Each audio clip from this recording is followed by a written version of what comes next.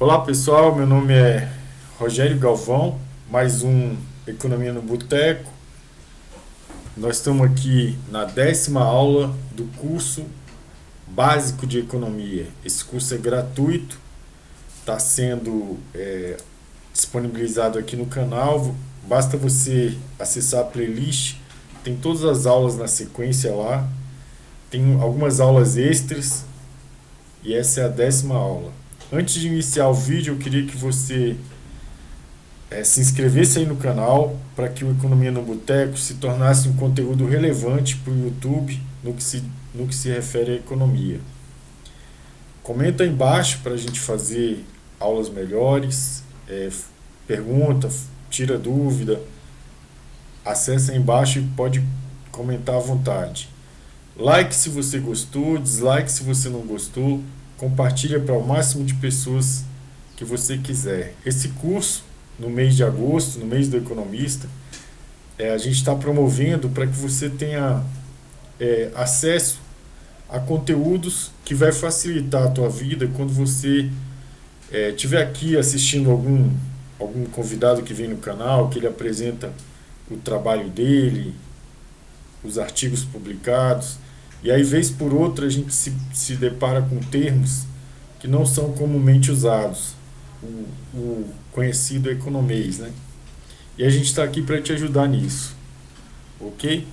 Então a aula 10, eu vou trazer um tema aqui que é a estabilidade macroeconômica, né? A gente já viu mais ou menos o que era macroeconomia, e aí você se depara às vezes com as pessoas falando que o Brasil está buscando a estabilidade macroeconômica, que ele tem uma política macroeconômica de estabilidade, né?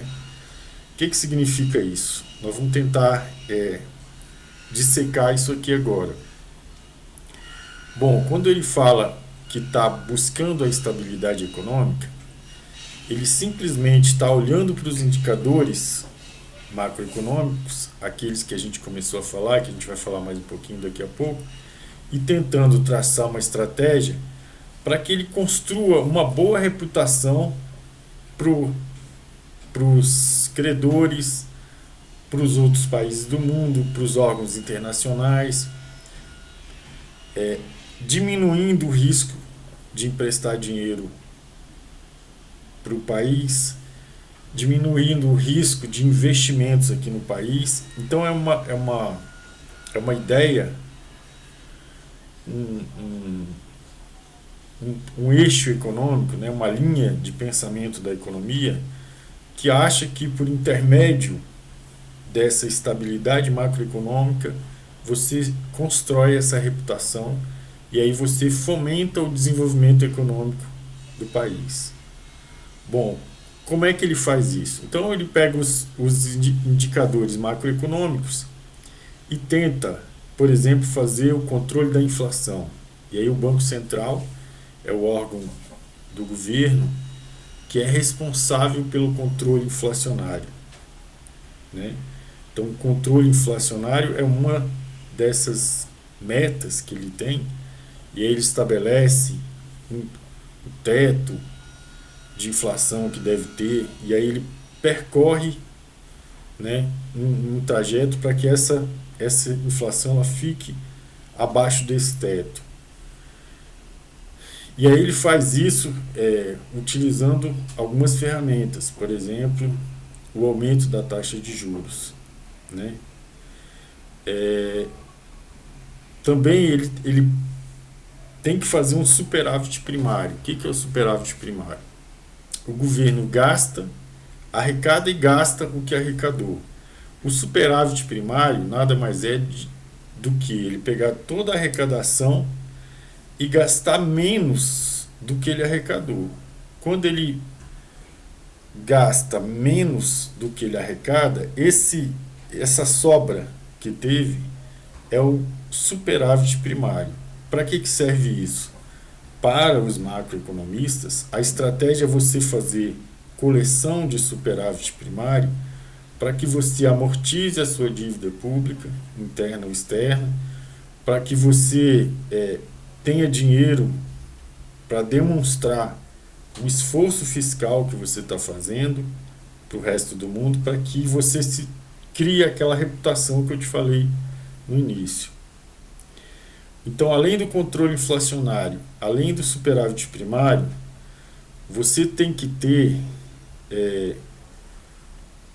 uma reputação de pagar os serviços das dívidas, né? Então você tem a dívida interna e a dívida externa, a dívida pública, e você tem uma série de serviços que são oriundos dessa dívida e que você mantém o pagamento disso no tempo certo, para que você demonstre para o resto do mundo que você tem condições de arcar com as suas obrigações, né?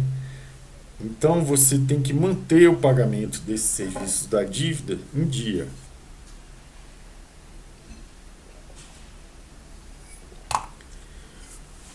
O outro indicador que os macroeconomistas observam é o percentual da dívida, o percentual dívida PIB, né? É a relação que você tem, quanto você está devendo em relação ao PIB. É isso. Então você tem um percentual dívida PIB. Quer dizer, você tem que manter isso cada vez mais baixo. Você tem que demonstrar, como a dívida é de longo prazo, você tem que demonstrar que a dívida ela é menor do que o seu produto.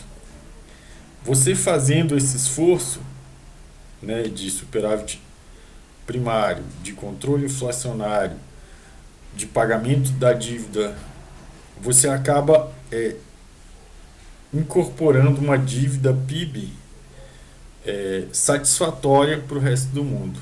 Então você pega o percentual da dívida PIB e mantém ele em patamares baixos, aceitáveis, né? Essa é uma estratégia para manter a estabilidade macroeconômica. E além disso, você reduzir o risco do país, o risco de investimento, o risco de investimentos produtivos, o risco de empréstimo, porque você demonstra que você está organizando a casa. São essas estratégias que o macroeconomista olha para que ele tenha uma política macroeconômica buscando a estabilidade.